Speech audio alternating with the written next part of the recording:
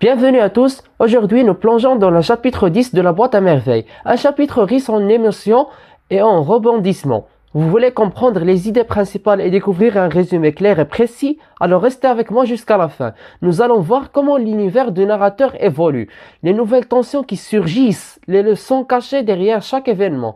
Installez-vous confortablement, c'est parti. Alors on commence par les idées principales. Grand 1. Les idées principales. Alors, on a la première idée, c'est le retour de l'optimisme. Le chapitre explore l'évolution des sentiments du personnage principal, Sidi Mohamed, qui commence à se réconcilier avec ses difficultés de vie et retrouve une certaine forme d'espoir. La deuxième idée, c'est le rôle de la famille. La famille de Sidi Mohamed, en particulier sa mère, continue d'influencer profondément ses perceptions et ses choix. Les valeurs familiales sont mises en avant comme un moyen de surmonter les épreuves. La troisième idée, c'est les tensions sociales. Le chapitre met en lumière les contrastes entre différentes classes sociales et l'impact de ces disparités sur les relations humaines.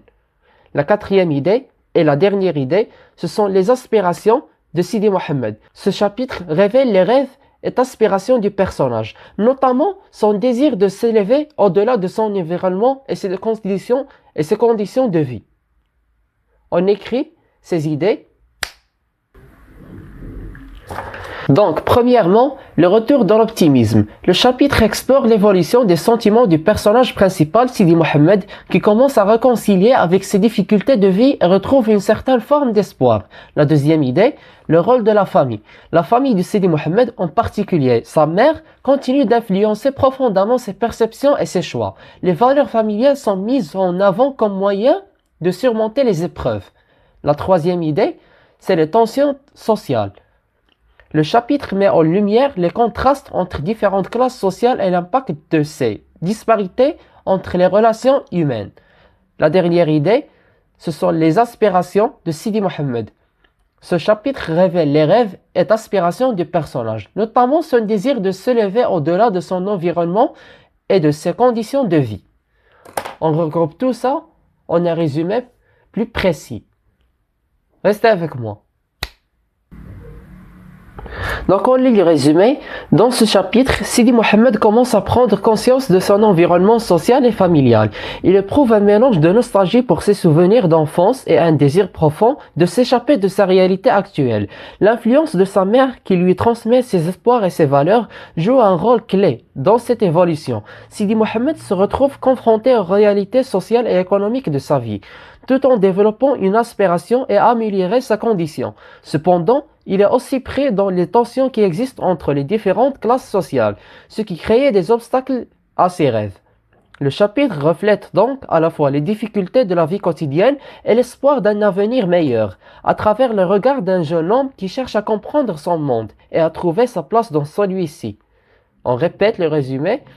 Dans ce chapitre, Sidi Mohamed commence à prendre conscience de son environnement social et familial. Il éprouve un mélange de nostalgie pour ses souvenirs d'enfance et un désir profond de s'échapper de sa réalité actuelle. L'influence de sa mère qui lui transmet ses espoirs et ses valeurs joue un rôle clé dans cette évolution. Sidi Mohamed se retrouve confronté aux réalités sociales et économiques de sa vie, tout en développant une aspiration à améliorer sa condition. Cependant, il est aussi pris dans les tensions qui existent entre les différentes classes sociales, ce qui crée des obstacles à ses rêves.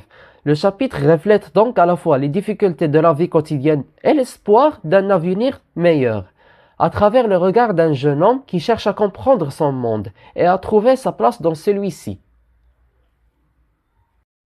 Donc c'est tout pour ce chapitre numéro 10 de la boîte à merveilles. Si vous voulez voir plus de vidéos de résumés et des idées principales des autres chapitres de la boîte à merveilles et des autres romans comme Antigone et comme Le Dernier Jour d'un condamné et des autres programmes et des leçons de linguistique, des autres programmes, peut-être marocains, peu importe, soit qu'il est un français, un programme français ou adapté au programme marocain ou de l'Allemagne. Tout ce que vous voulez, abonnez-vous à la chaîne YouTube et likez la vidéo, partagez les vidéos avec vos amis et watchez les vidéos précédentes et attendez les vidéos prochaine. Abonnez-vous, likez la vidéo et partagez. On se voit.